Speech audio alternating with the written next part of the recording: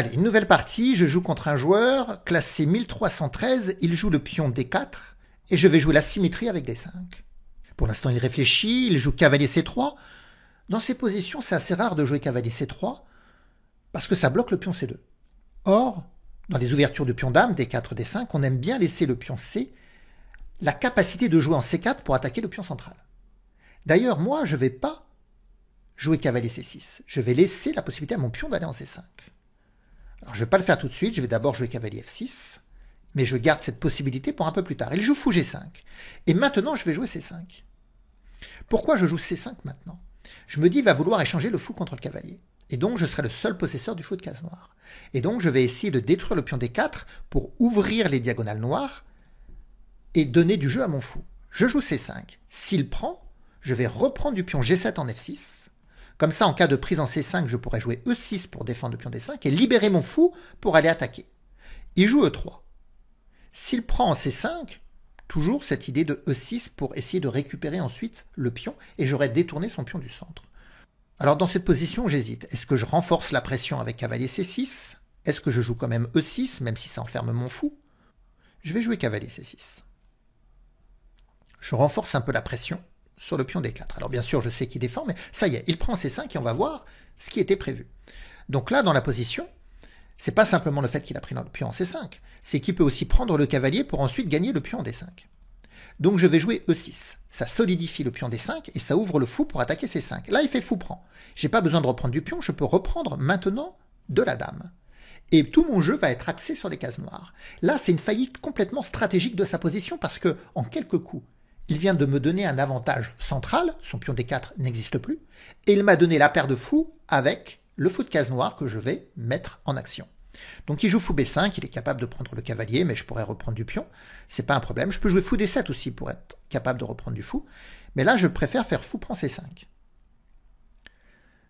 Sa structure de pion F2, E3 pour l'instant entrave mon fou de case noire, mais j'ai ces idées de fou B4 aussi, avec fou prend cavalier, pion prend, dame reprend, échec, fourchette, j'attaque le roi, j'attaque la tour. Et là, il m'a donné le fou de case blanche. Donc, il y a une confrontation assez atypique de deux fous contre deux cavaliers. Alors ici, il joue cavalier F3, il cherche à faire le roc, mais fou A6 va lui rafraîchir un petit peu le cerveau, parce qu'avec fou A6, il ne pourra plus roquer. Allez, fou A6. Et on va voir que mes fous, dans ce type de position, vont apporter plus de choses que les cavaliers, parce que les fous peuvent être à distance et exercer des pressions. Vous voyez, le fou en A6, qui est situé à l'aile dame, contrôle la case F1 et empêche le roi de faire le roc, et donc de rejoindre l'aile roi. Donc ça, c'est très intéressant. Il joue cavalier A4, il attaque mon fou. Fou B4 échec, il va jouer C3. Donc c'est pas intéressant de faire échec. C'est pas parce que vous voyez un échec que c'est toujours intéressant de le faire. Donc probablement, je vais jouer fou D6. Fou D6, ce qui est un peu embêtant, c'est que mon fou est face à sa dame. Donc par exemple, s'il joue des coups comme E4, je ne serai pas en mesure de prendre. Peut-être que le plus sage est de jouer fou E7. Je n'ai pas envie de jouer fou B6 et lui laisser l'opportunité de prendre mon fou avec son cavalier, qui d'ailleurs est mal placé. Bon, je vais simplement jouer fou E7 pour l'instant. Il a toujours ce problème qu'il ne peut pas achever son développement avec le fou A6 qui contrôle à distance la case F1. Il joue B3. Donc il affaiblit encore ses cases noires, puisqu'il met tous ses pions sur case blanche. Comment en profiter? Si je joue fou B4 échec, maintenant C3 je pourrais prendre. Et sur cavalier prend, je pourrais encore reprendre. Donc fou B4 échec, ça l'embarrasse. Il va pas mettre la dame en D2, il peut pas bouger le roi parce qu'il y a l'autre fou. Donc sur fou B4 échec, s'il veut pas perdre du matériel, il devra jouer cavalier D2. Mais là, fou prend cavalier échec. Il pourra pas reprendre de la dame, sinon il perdra la tour. Donc fou B4 échec, regardez, cavalier D2, fou prend, il est obligé de reprendre du roi, et hop, dame prend F2 échec. C'est terrible pour lui, il n'arrive pas à gérer les fous. Donc fou B4 échec. Sur C3, fou prend échec, cavalier prend, dame prend échec, et il ne pourra pas mettre la dame, toujours avec la pression de la tour. Donc il faudra qu'il remette le cavalier finalement. Mais j'aurais gagné un pion, et je conserve quand même tous les atouts pour l'attaque. Il joue cavalier D2. Et donc là, on l'avait dit, fou prend cavalier, parce que la dame, elle est ce qu'on appelle surchargée. Surchargée dans la défense entre défendre le cavalier et défendre la tour. Donc fou prend va obliger la reprise du roi, mais dame prend F2. Ça fait très mal. Remarquez que je peux aussi garder cette position en état parce qu'il est assez immobilisé. Mais bon, le mieux, c'est d'aller gagner du matériel.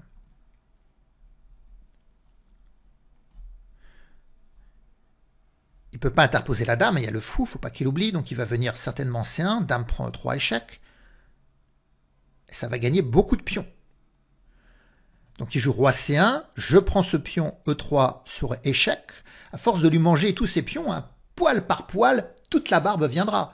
Je vais le dépouiller. Donc roi B1. Il n'a pas voulu venir à la fenêtre en B2 de peur de se reprendre des échecs. Là, je ne sais pas trop comment je pourrais continuer l'attaque. Son roi a réussi quand même à trouver un abri, mais au détriment de la tour qui ne peut pas, pour l'instant, se développer. Donc il joue roi B2. Maintenant, il vient à la fenêtre parce qu'il a compris que la tour devait se développer. Je vais lui faire un petit échec. Moi, maintenant, j'ai le fou de case blanche, pas lui. Donc ce que je veux, c'est qu'il commence à mettre ses pions sur case noire. Comme ça, mon fou de case blanche aura plus de possibilités de trouver des diagonales ou des cases intéressantes. Parce que tant que l'adversaire a tous ses pions solidifiés sur case blanche, le fou, il est entravé, bien sûr. Il se casse les dents sur ses pions. Voilà, il joue C3. D'ailleurs, le cavalier n'a pas beaucoup de cases, mais il a la case C5. Parce que je voulais jouer fou B5 pour ensuite prendre le cavalier et ouvrir la colonne et trouver cette colonne B d'attaque. Mais sur fou B5, il va jouer cavalier C5.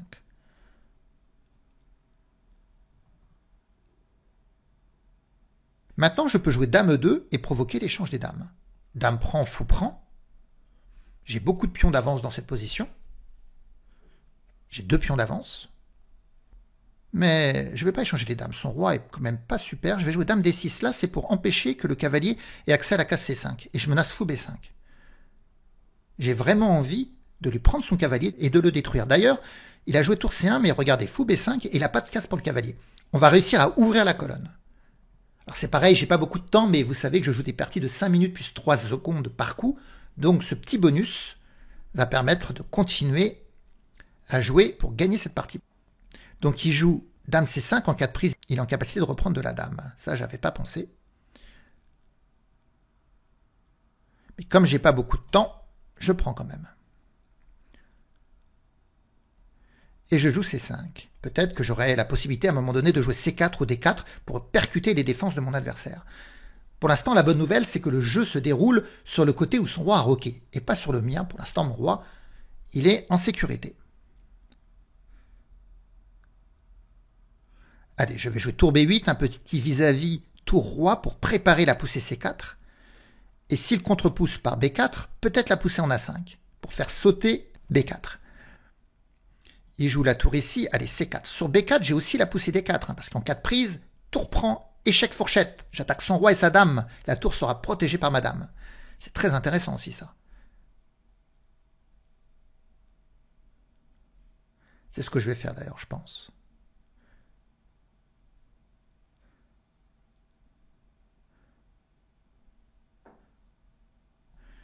Il joue roi C2. Donc je prends B3. Et je dirige maintenant ma tour sur la colonne où il y a son roi. Je presse le pion C3. Il joue dame ici. Je vais jouer tour C5. L'idée, c'est de libérer la case C8 pour amener l'autre tour à l'attaque du pion C3. Il joue dame A4. Tour C8. Je laisse le pion A7, mais le pion C3 est plus important. Il prend en A7, la prise en C3 sur échec. Je prends sa tour, il peut prendre, je peux reprendre, et je ne redoute pas les mates du couloir avec dame A8 parce que ma dame est capable de revenir en F8.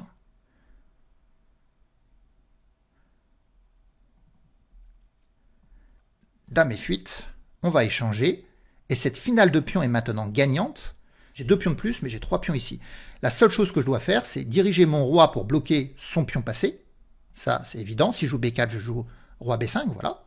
Et maintenant, je vais mobiliser mes 3 pions de plus, et il ne pourra pas les arrêter, bien sûr.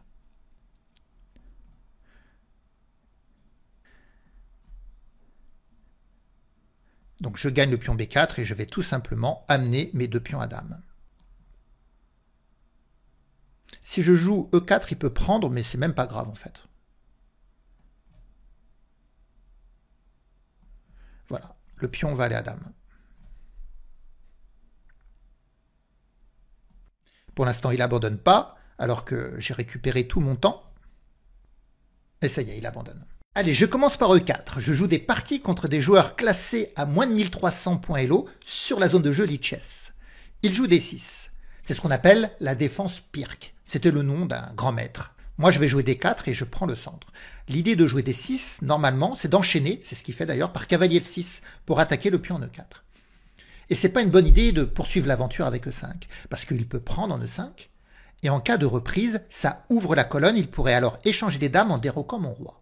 Donc sur le coup cavalier F6, il faut que je retienne mon impétuosité de pousser en E5, et il faut défendre le pion en E4. Traditionnellement, on joue cavalier C3 pour défendre ce pion, c'est le coup normal. Il joue G6, comme il a mis le pion en D6. Même s'il avance le pion en E7, le fou en F8 n'aura pas une belle diagonale. Voilà pourquoi il décide d'ouvrir la plus grande diagonale de l'échiquier. Je peux jouer simplement cavalier F3 pour poursuivre mon développement. Je sais que Bobby Fischer, l'ancien champion du monde, jouait F4. Je crois que ça s'appelle la variante autrichienne de la défense Pirc. Mais je la maîtrise pas, je connais pas. Je vais jouer simplement cavalier F3. J'ai un centre de pion, les deux cavaliers développés. Maintenant, je vais sortir mon fou. Je pourrais le sortir aussi plus agressivement en C4, pourquoi pas. Et là, il joue fou G4. Alors l'intérêt d'avoir fou E2, c'est que je ne suis pas cloué.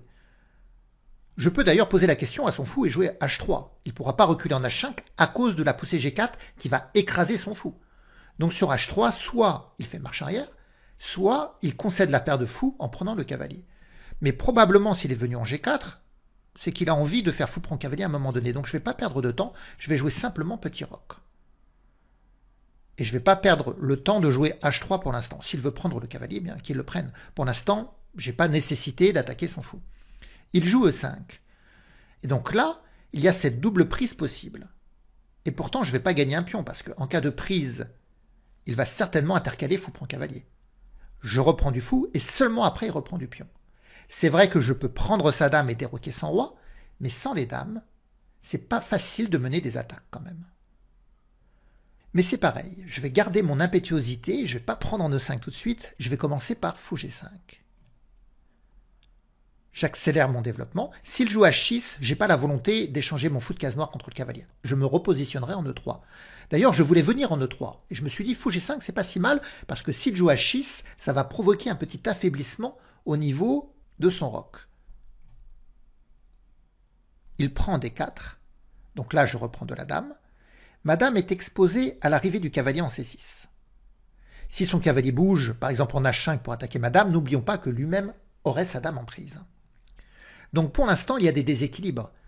J'ai la possession du seul fou de case blanche et j'ai un avantage d'espace central parce que le pion E4 domine dans l'espace le pion D6. Il joue cavalier C6, il attaque ma dame, donc là il faut bien se déplacer. Je vais choisir de me déplacer en A4, ça va clouer ce cavalier. Et en A4, parfois je peux ensuite aller en B5 pour attaquer le pion B7. Pourquoi j'ai envie d'attaquer ce pion B7? Parce que c'est le seul pion qui défend les cases blanches de l'aile dame. Or, comme j'ai le seul fou de case blanche de l'échiquier, je me dis, si ce pion B7 vient à avancer, je pourrais chercher les poussées en E5 pour ouvrir la grande diagonale blanche et trouver des cibles, cavalier et tour. Donc je vais jouer dame A4. D'ailleurs, je menace E5. Son cavalier ne peut pas prendre à cause du clouage. Mais maintenant, il a fait petit roc. Parce que lorsque son roi était encore en E8, E5, s'il prend du pion, j'avais fou prend cavalier échec, parce que son roi est en E8, pion prend et je pouvais reprendre sur échec. Donc il fait petit roc.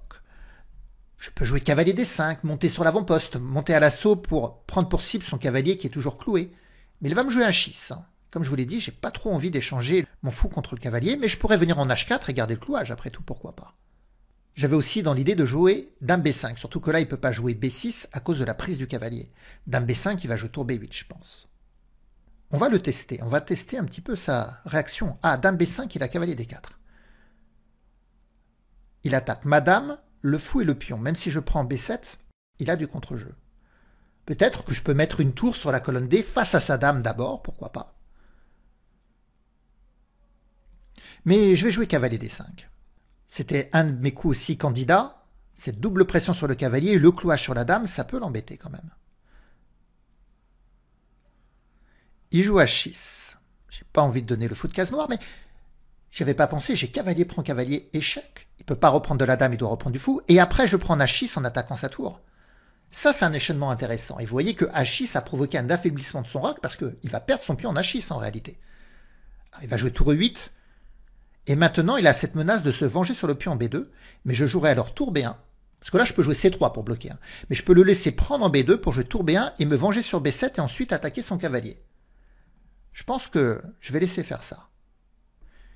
Et je vais jouer tour D1, vis-à-vis tour dame.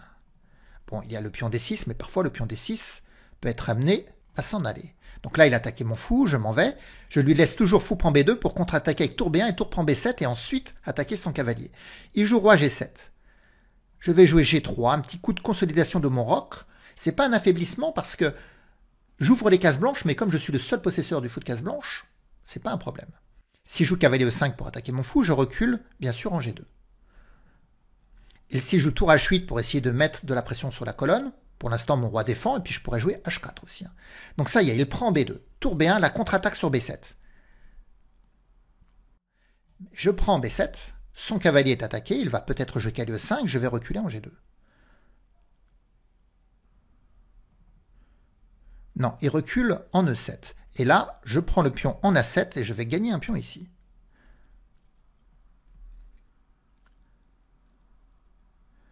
Le pion A2 est un pion passé. Quand vous avez des pions passés, il faut essayer d'en faire des dames. Donc là, je joue dame A6 pour attaquer le cavalier. Il va venir en E5, je pense. Pour l'instant, il ne veut pas utiliser cette case, je ne sais pas pourquoi. Il vient en B4 attaquer un peu tout, mais je joue dame C4 et je défends tout, les deux pions. J'ai pas beaucoup de temps. Il va falloir que je joue un peu plus vite, mais il y a cet ajout de temps de 3 secondes par coup. Et là, vous voyez, fou prend C5. C'était l'idée de mettre la tour en D1 et de créer un vis-à-vis tour dame. Tout à l'heure, ça ne marchait pas, mais c'est une menace latente qui peut créer des opportunités tactiques combinatoires un peu plus tard dans la partie, comme ça vient de se produire maintenant. Et là, il vient de quitter la partie sans abandonner, donc la zone de jeu me dit que je pourrais revendiquer la victoire dans quelques secondes, donc il a ragé tout simplement, et il abandonne. Et il est parti. Donc là, je peux revendiquer la victoire. J'ai les noirs et je joue contre un 1261. Il commence par E4. Allez, je vais jouer E5, la symétrie également. Il va certainement envoyer cavalier F3. Non, il joue fou C4. C'est ce qu'on appelle le début du fou. Ça ressemble à l'italienne. L'italienne, c'est on joue cavalier F3 d'abord et on joue fou C4 après. Là, il joue fou C4 d'abord. On ne sait pas encore s'il va jouer cavalier F3, probablement, mais on n'en est pas sûr. Donc là, je vais jouer cavalier F6 et attaquer le pion E4. Mais je me méfie énormément de son fou qui vise le pion F7. Donc il vient protéger. J'ai beaucoup de coups possibles ici. Mais je vais faire un pseudo-sacrifice, c'est-à-dire que je vais prendre le pion E4. Je sais qu'il va reprendre du cavalier, mais j'aurai cette poussée des 5 qui permettra de faire la fourchette et donc de me rembourser, de récupérer ma pièce. Donc je fais cavalier prend E4. Il a repris du cavalier. Je joue maintenant D5 la fourchette et je vais récupérer ma pièce. Et d'ailleurs, j'espère la récupérer dans de bonnes conditions parce que j'aurai plus de pions au centre. J'aurai un centre de pions quand même. Il joue fou B5 échec, donc la poussée C6, et il a toujours ses deux pièces d'attaquer. Et maintenant, regardez le centre de pion. Il est terrible. Il joue cavalier G3, mais son cavalier en G3, il est même mal placé finalement. Il ne pourra pas venir en E4, il ne pourra pas venir en F5, il y a le fou. En H5, il sera bien esselé. Je joue fou D6, je me développe, et je prépare le roc. J'espère que dans cette partie, je vais avoir l'occasion de vous montrer l'influence d'un centre de pion. Parce qu'on vous dit souvent d'essayer de prendre le centre dans l'ouverture. Mais pourquoi? Tout simplement parce qu'après, dans le milieu de jeu, ça permettra d'appuyer des attaques sur les ailes, notamment sur le roc où le roi s'est réfugié. Il y a une autre donnée à prendre en compte ici, c'est que je suis le seul possesseur du fou de case blanche. Donc je dois essayer de trouver du jeu à ce fou de case blanche. C'est pas facile d'ailleurs, parce qu'il vient de jouer D3, donc il bloque des idées de fou A6 qui pourraient jouer sur la diagonale. Et puis, même s'il joue cavalier F3 à un moment donné et que je viens le clouer par fou G4, il pourrait jouer H3. Je ne pourrais pas maintenir le clouage en H5 parce que le cavalier pourrait me prendre. Donc pour l'instant, il arrive à dompter mon fou de case blanche. Mais j'ai le centre. Petit roc. Et ce centre, je compte bien l'utiliser après dans le milieu de jeu pour attaquer son roc, pour déclencher des attaques. Il joue cavalier F3. Donc là, c'est ce que je vous disais. Sur fou G4, je vais me prendre H3.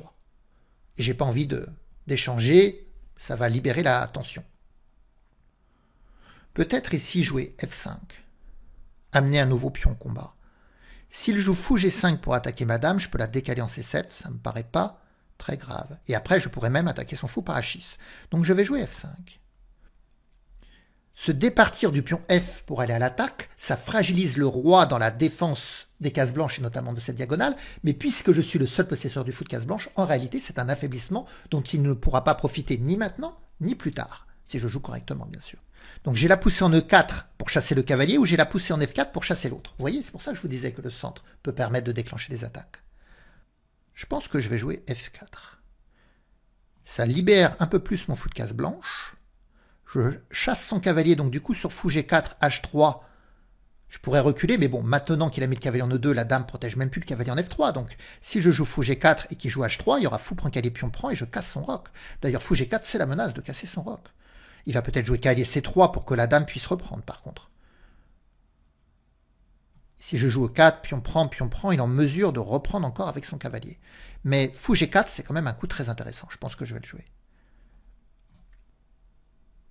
Donc moi, ma cible en réalité, c'est de détruire ou dévier le pion G2, qui est le seul pion qui défend les cases blanches de son roc. C'est le pion le plus important en défense. Comment faire? Eh bien, il y a cette menace de prise ici du cavalier pour détourner le pion, mais on peut aussi jouer des idées de dame E8, dame G6, avec des vis-à-vis dame-roi et des menaces de venir en H3 pour attaquer G2, et bien sûr de prendre F3 si c'est toujours possible. On peut aussi faire passer la tour dans le même objectif. Vous voyez, l'avantage d'espace central, le fait d'avoir un fort centre de pion, va permettre au noir, dans cette position, d'avoir un renforcement offensif sur son petit roc supérieur à ce qu'il peut amener en défense. Donc là, il vient de jouer cavalier D2. Et je songe à cette poussée en F3. Je vais casser le pion G2, c'est exactement ce que je veux faire. Détruire G2. Si je joue G3, remarquez qu'une dame en G2, ça ferait mat. Donc il faut se faufiler. Dame E8, dame H5, dame H3, dame G2 mat. Sur cavalier prend, bien sûr, je détruis. Fou prend. Je m'intéresse même à tour prend. Pion prend et fou reprend encore. Le cavalier est cloué et ça menace des dames G5, dame G2 mat en fait. Ou des dames G5 mat tout de suite. Il revient en G3. Ça c'est intéressant. Là je regarde la prise en G2. J'attaque sa tour et sa dame. Alors sur la prise en G2, il va prendre mon fou. Je prendrai sa tour sur échec. Et je vais gagner du matériel quand même. Donc je vais faire ça. Est-ce que j'ai mieux? Je vois pas, donc je vais prendre. Donc je prends en faisant une dame sur échec. Donc il ne peut pas encore me contre-attaquer. Et là, je songe à dame F6. Menace, dame prend F2 mat. Et contrôle la case 6 pour éviter les échecs contre moi. Même s'ils ne sont pas dangereux. Même s'il avait fait dame 6 échec, c'est pas si dangereux. Là, par contre, la menace de mat va l'obliger à se défendre. Il joue cavalier H1, donc c'est assez passif, mais ça défend le mat.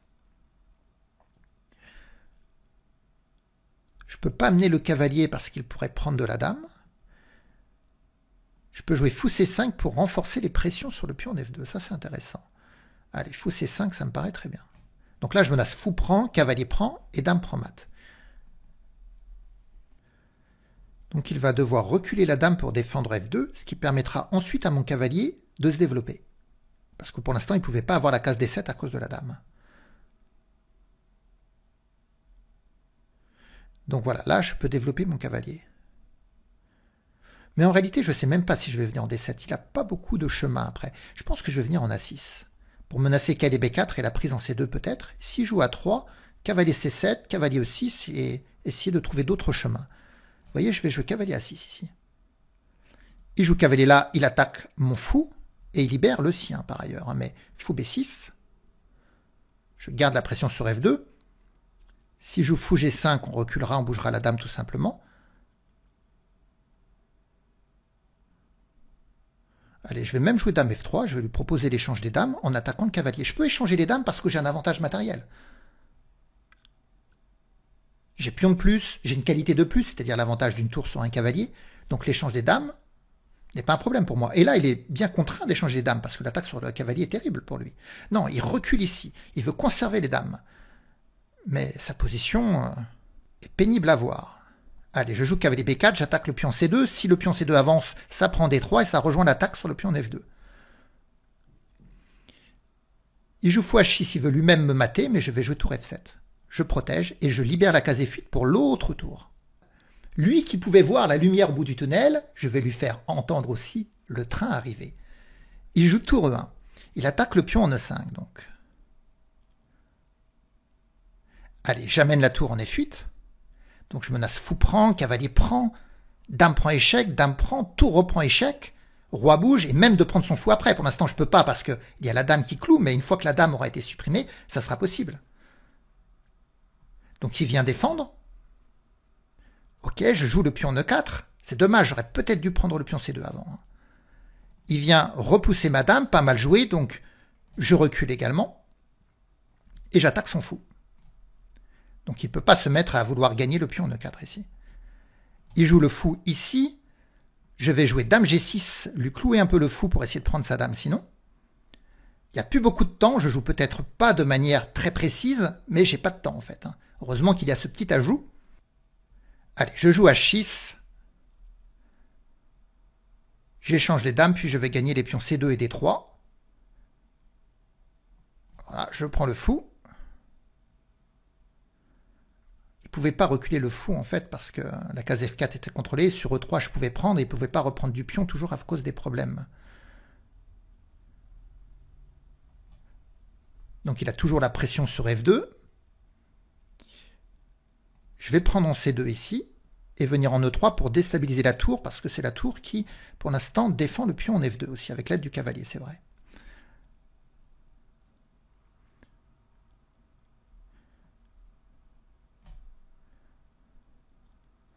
Donc dès que le cavalier bouge, je retrouve la triple attaque sur F2. Donc je joue cavalier E6, ça attaque la tour, et ça triple les attaques ici. Il va jouer tour G2 pour défendre. Il se défend quand même. Non, il prend ici. Je vais prendre du fou.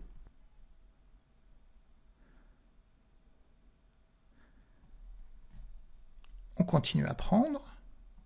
Je ne peux pas faire échec. Je vais proposer l'échange des tours ici. Il va refuser, il va bouger la tour et attaquer mon cavalier. Ça, c'est à peu près sûr. Voilà. Donc je vais venir en G5. Menacer cavalier F3 pour échanger son dernier cavalier. Allez, cavalier F3. Je me moque de son pion en H6 ici. Je veux échanger ses pièces, tout simplement, parce qu'il n'a qu'une seule tour, j'en ai deux. Donc on va le dépouiller de toutes ses pièces. Sur tour échec, bien sûr, on interpose. Ça défend latéralement le pion A7.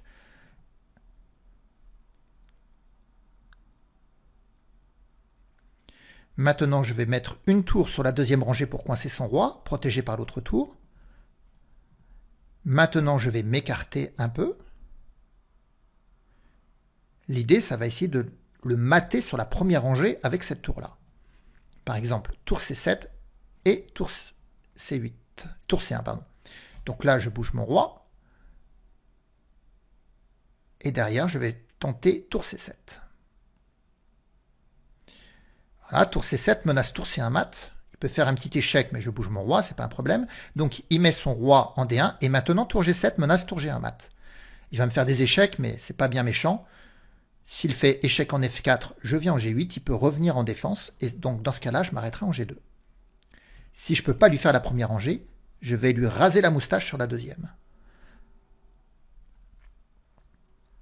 Là, pour ne pas se faire mater, il doit ramener la tour en F1.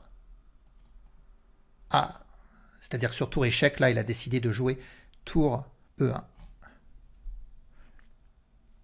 Donc là, je peux échanger les tours, ou remettre ma tour en G2, mais je vais changer les tours.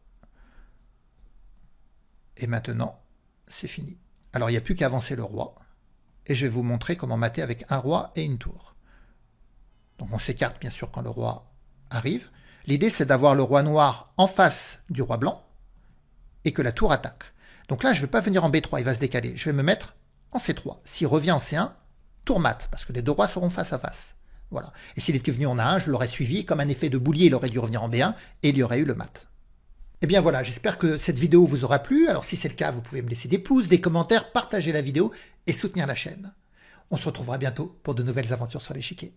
Au revoir à tous!